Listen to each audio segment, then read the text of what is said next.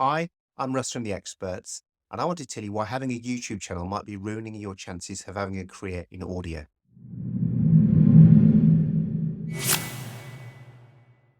Some of you may not know me. We started in 2008 and we've been blogging since then, and we've had a YouTube channel for quite a number of years too. In the early days, we didn't use YouTube because YouTube didn't have HD video, and we wanted to make on-screen videos, screen caps for people to learn how to use different plugins and Pro Tools. And since then, the channel's grown. We now have 154,000 plus subscribers. We've got nearly 2,000 videos on the platform. About 35 million video views have taken place.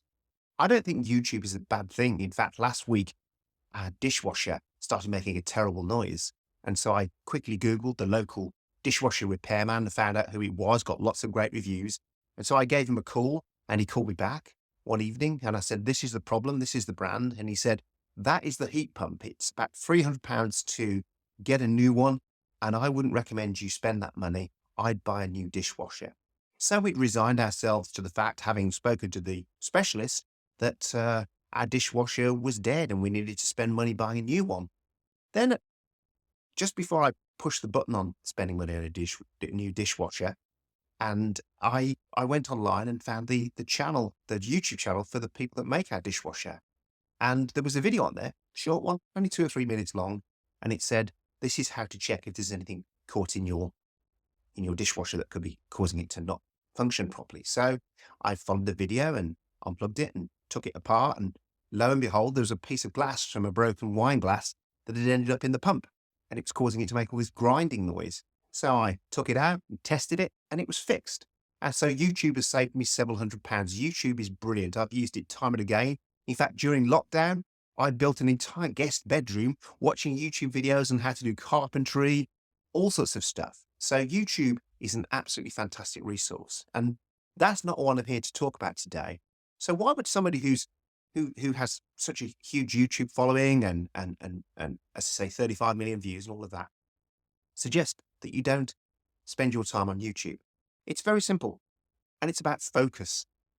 Because if you're spending your time building a YouTube channel, then you're not using that time to try and grow your skills as an audio engineer, be that in music production or as a composer or creating beats or working in post-production. Because I know how hard it is to make these videos. It's probably going to take me a couple of hours today to set this shot up, to then do this shot to camera and edit it and then upload it to YouTube. That's time I could have spent making my skill better. So you're watching this and you're thinking, well, why are you telling me not to do it if you're doing it? Well, let me tell you a little bit about me and a lot of others who have YouTube channels. Let's take Andrew Sheps or Rick Beato or Warren Hurt or Dave Pensado. We've already done it. We've already had our career in some ways. I'm 56. I'm, for a lot of you, ancient. You can't even imagine being 56. In fact, some of you are younger than my kids who are in their 20s. I've got 4 kids in their 20s. So yeah, I'm round the block. I think it's what some people would say, "Shut up, boomer." Well, I'm not even a boomer. I'm a Gen Xer. And so I've had my go. I've worked in the music industry. I worked in the post industry as well. I'm fortunate to have publishing out there, which means I get 2 royalty checks a year. If you think of people like Dave Pensado, or as I say, Andrew Sheps or Warren Hurt, they've all had their careers as well.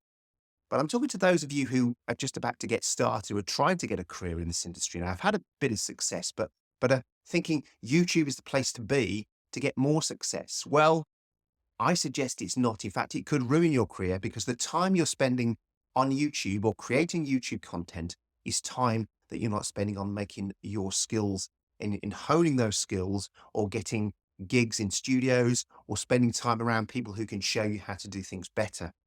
So you're losing focus.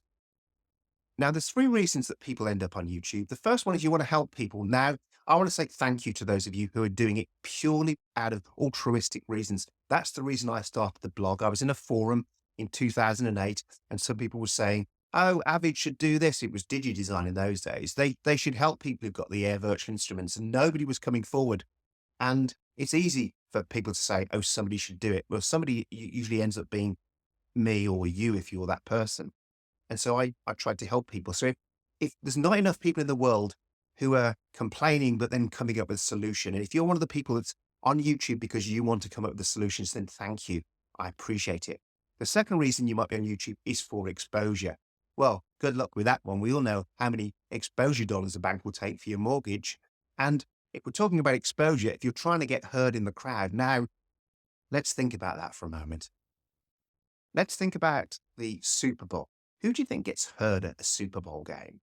It's not the tens of thousands of people in the stadium. However loud they are shouting, their voices are drowned out. The only person that gets heard at a Super Bowl is the person with the microphone. And so that's what YouTube is like. It's like a huge video Super Bowl, and we're all people in the audience, and we're all people in the stadium.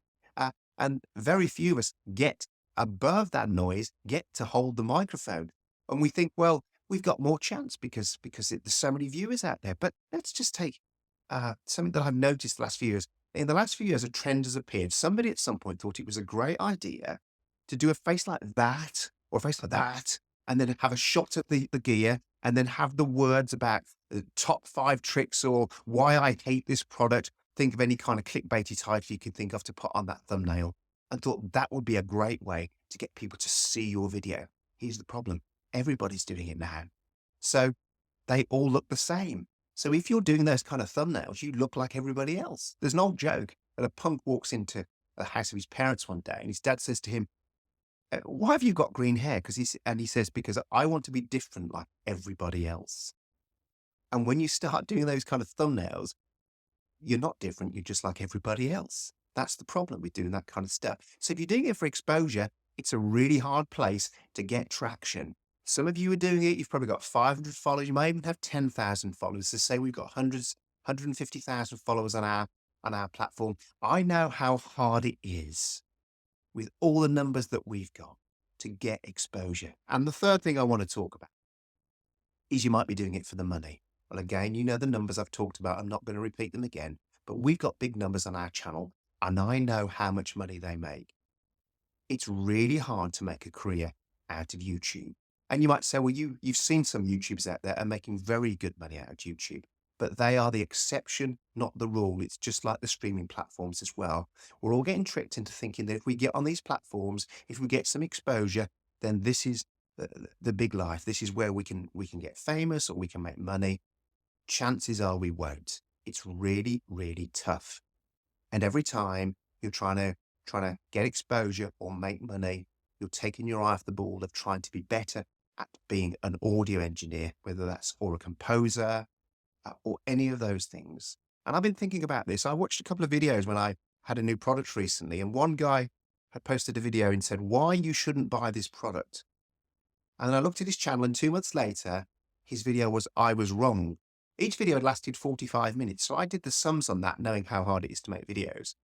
And I guessed that at the best, he'd made those videos and just uploaded them. So he'd spent an hour and a half of his life telling us why not to buy the product and then why he was wrong about not buying the product. Or he'd actually taken his time and he'd spent half a day making those 2 videos. He could have spent it being better at creating beats or being a better composer or a better dialogue editor. Let me give you one tip. One small tip, if I don't give you any more today, if you're going to stay on YouTube. Nobody's got the time to watch a 45-minute video. If you're going to make videos on YouTube, don't do all that kind of like, hey, I'm this, and subscribe and press the bell and all that stuff. Just get into the meat and potatoes. If you make me a 10-minute video, show me how to do something in Pro Tools or how to fix a lock on a door, I'm just going to scan through until I find out the trick. That's all I'm going to do.